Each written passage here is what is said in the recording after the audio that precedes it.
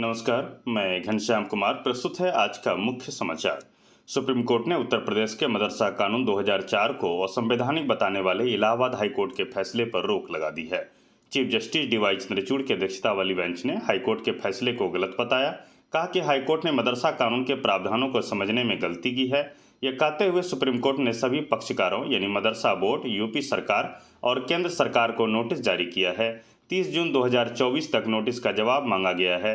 अगली सुनवाई अब जुलाई के दूसरे हफ्ते में होगी। बीती 22 मार्च को इलाहाबाद हाईकोर्ट ने धर्मनिरपेक्षता के सिद्धांत का उल्लंघन बताते हुए मदरसा कानून को असंवैधानिक घोषित कर दिया था। सुप्रीम कोर्ट ने आगे कहा कि मदरसों में 2004 के मदरसा बोर्ड कानून के तहत ही पढ़ाई जारी रहेगी। इससे यूपी के करीब 16,500 मदरसों को राहत मिली है। सीजेआई डीवाई चंद्रचूड़, जस्टिस जेवी पारदीवाला और जस्टिस मनोज मिश्रा की बेंच ने कहा कि इलाहाबाद हाईकोर्ट का यह कहना सही नहीं है कि धर्मनिरपेक्षता के सिद्धांत का उल्लंघन है। बेंच ने कहा कि इस कानून का उद्देश्य रेगुलेट करना है। मदरसा बोर्ड की तरफ से दलीलों के बाद कोर्ट ने यूपी सरकार से पूछा कि क्या राज्य सरकार ने हाईकोर्ट में कानून का बचाव किया है।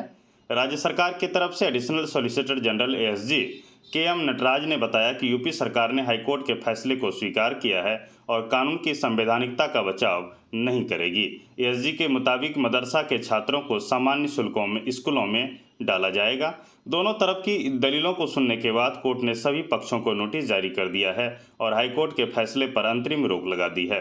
22 मार्च को हाईकोर्ट ने मदरसा कानून को असंवैधानिक बताते हुए यूपी सरकार को एक योजना बनाने का निर्देश दिया था ताकि इससे तहत मदरसों में पढ़ रहे छात्रों को मान्यता प्राप्त स्कूलों में शामिल किया जा सके। कोर्ट ने कहा था कि राज्य में बड़ी संख्या में मदरसे हैं और इनमें पढ़ने वाले स्टूडेंट की संख्या भी अच्छी खासी है। ऐसे में यूपी सरकार मदरसों में पढ़ने वाले स्टूडेंट्स का एडमिशन मान्यता प्राप्त स्कूलों में कराएं। राजस्थान के एक चुनावी सभा को संबोधित करते हुए प्रधानमंत्री नरेंद्र मोदी ने कहा है कि हमने हर मुस्लिम परिवार की रक्षा की है। उन्होंने आगे कहा कि कांग्रेस ने जनता के लिए नहीं सिर्फ अपने परिवार के लिए काम किया है, हम लोगों के लिए लगातार काम कर रहे हैं। उन्होंने इस दौरान दावा किया कि हमारी सरकार ने हर मुस्लिम परिवार की रक्षा की है।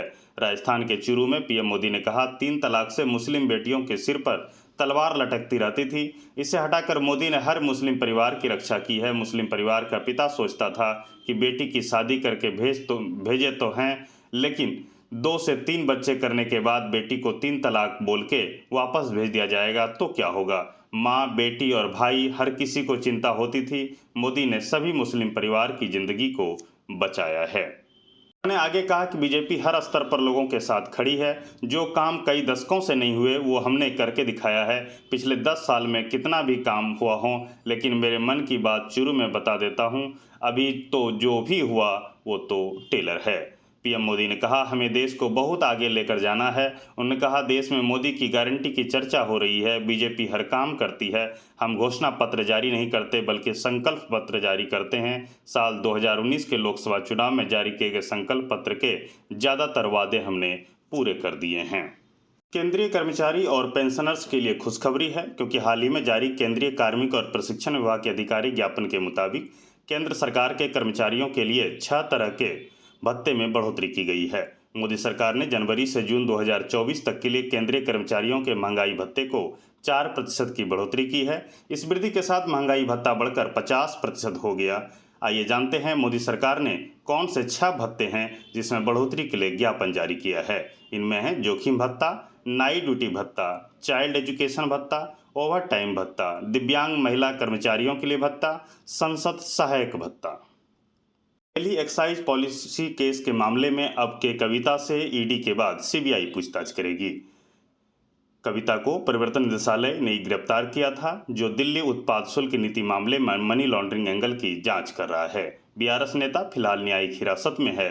अदालत ने शुक्रवार को दिल्ली आबकारी नीति मामले के संबंध में भारत राष्ट्रीय समिति यानी बीआरएस के नेता कविता से पूछताछ करने के लिए केंद्रीय जांच ब्यूरो यानी सीबीआई द्वारा दायर एक आवेदन को अनुमति दे दी है।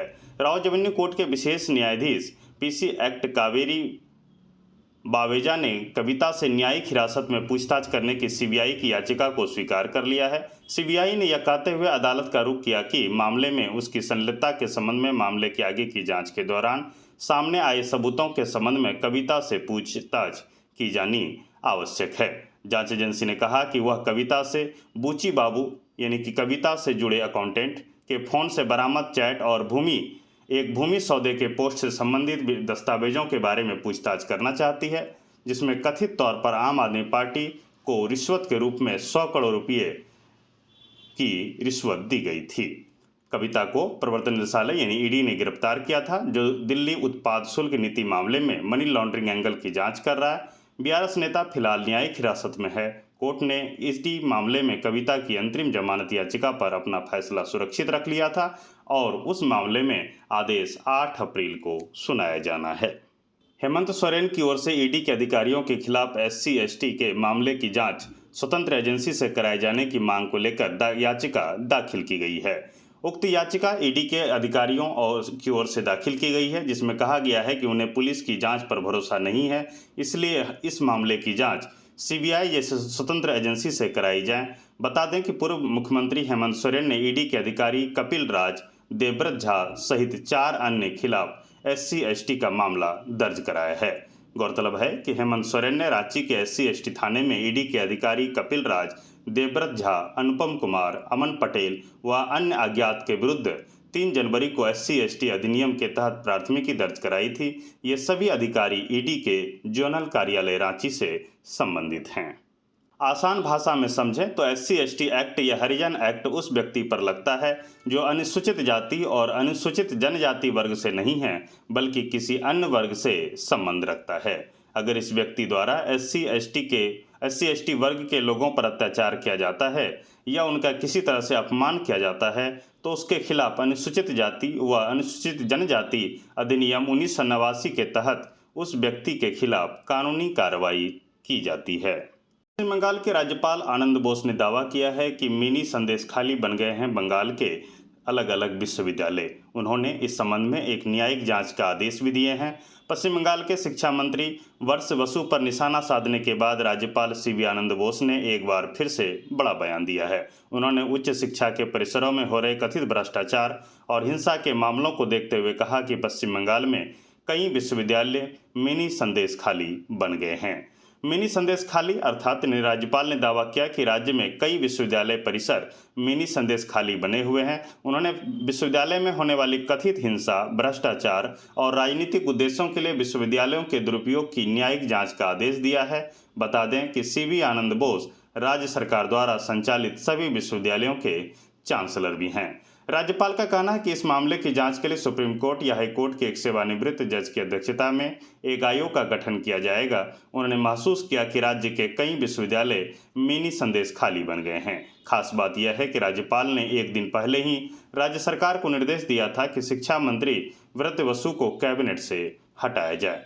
बोस का कहना था कि शिक्षा मंत्री ने हाल ही में गौरबंगा विश्वविद्यालय में राजनेताओं के साथ बैठक की। इस तरह शिक्षा मंत्री ने जानबूझकर चुनाव आदर्श आचार संहिता का उल्लंघन किया। राज्यपाल ने प्रदेश सरकार से व्रत वसु को मंत्रिमंडल से हटाने के लिए कहा था। राजभवन द्वारा सोशल मीडिया रिपोर्ट पर एक पोस्ट की गई है, जिसमें लिखा गया कि शिक्षा मंत्री व्रत वसु ने राज्यपाल को उन्मादी और अल्जाइमर से पीड़ित बताया। पोस्ट में लिखा गया था कि वसु के आरोप राज्यपाल और मुख्यमंत्री ममता बनर्जी के बीच संबंध खराब करने की कोशिश है। इससे पहले शिक्षा मंत्री ने राज्यपाल पर राज्य विश्वविद्यालयों के कामकाज के संबंध में असंगत कदम उठाने का भी आरोप लगाया था। आज RBI द्वारा मॉनेटरी पॉलिसी को जारी किया गया, जिसके बाद RBI के रेपो रेट को स्थिर रखने के फैसले के बाद सेंसेक्स मामूली तेजी के साथ नए शिखर पर पहुंचा। BSE का 30 शेयरों पर आधारित सूचकांक सेंसेक्स 20.59 अंक यानी 0.03% बढ़कर 74,248.22 अंक के रिकॉर्ड स्तर पर बंद हुआ।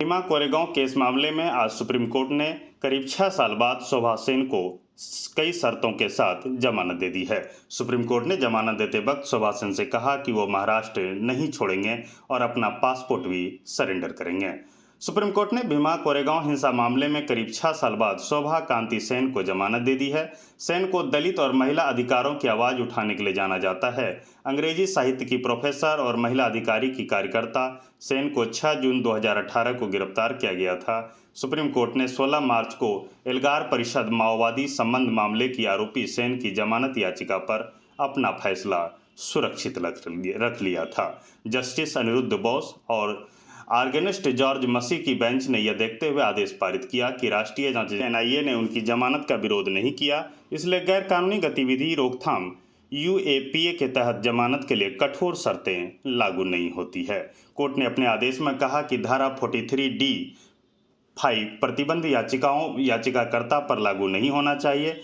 हमने नोट किया है कि अतिरिक्त सॉलिसिटर जनरल जो एनआईए के लिए पेश हुए हैं, उन्हें ने कहा है कि सेन की हिरासत की अब जरूरत नहीं है। हमने देखा है कि वह अधिक उम्र की हैं और इस स्तर पर मुकदमे में देरी का प्रभाव है। उनकी चिकित्सीय स्थितियों के अलावा उसे जमानत पर रिहा होने के विशेषाधिकार से वंचित नहीं किया जाना चाहिए। सीएए, एनपीआर और एनआरसी को लेकर एआईएम के प्रमुख असदुद्दीन ओवैसी ने केंद्र सरकार पर जमकर निशाना साधा है। एआईएम प्रमुख असदुद्दीन ओवैसी ने सीएए को पूरे देश में लागू करने पर केंद्र सरकार पर जमकर हमला बोला।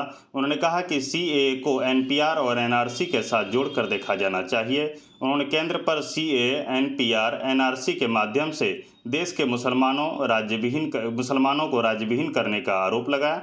असदुद्दीन ओवैसी ने कहा कि सरकार इसके माध्यम से भारत में गरीबों, दलितों और अल्पसंख्यक मुसलमानों को राज्यविहीन करना चाहती है। 30 लाख नौकरी, आरक्षण में इजाफा और परीक्षा में 0 आवेदन शुल्क जैसे प्रमुख बिंदुओं के साथ आज भारतीय राष्ट्रीय कांग्रेस ने अपना घोषणा पत्र जारी किया। कांग्रेस ने लोकसभा चुनाव के लिए अपना घोषणा पत्र को न्याय पत्र के नाम से जारी किया है। न्याय पत्र में तमाम वर्गों और क्षेत्रों के लिए कुल 25 गारंटियों पर जोर दिया गया है। लोकसभा चुनाव के लिए कांग्रेस ने शुक्रवार को अपना घोषणा पत्र जारी कर दिया।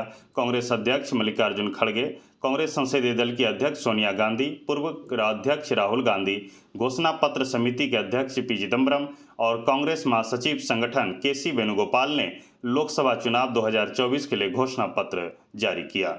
इस घोषणा पत्र को न्याय पत्र नाम दिया गया। इसमें तमाम वर्गों के लिए न्याय पर जोर दिया गया, जिसमें महिला, युवा, किसान, गरीब आदि शामिल हैं। पार्टी ने घोषणा पत्र जारी करते हुए कहा कि देश में बेरोजगारी बड़ी समस्या है और यह सरकार अमीरों के लिए है। 48 पन्ने के न्याय पत्र में तमाम वर्गों और क्षेत्रों के लिए न्याय के 10 स्तंभों पर जोर दिया गया है। यह घोषणा पत्र पूर्व वित्त मंत्री पी चिदम्बरम की अध्यक्षता में तैयार किया गया।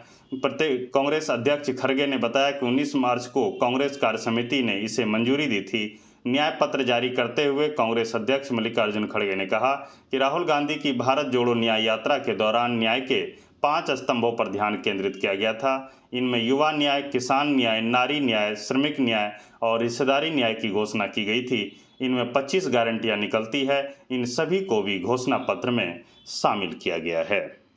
ना अपराध, ना अवैध आय, क्यों न रद्द करें मनी लॉन्ड्रिंग आरोप। शराब घोटाला केस में फिर भड़के सुप्रीम कोर्ट के जज।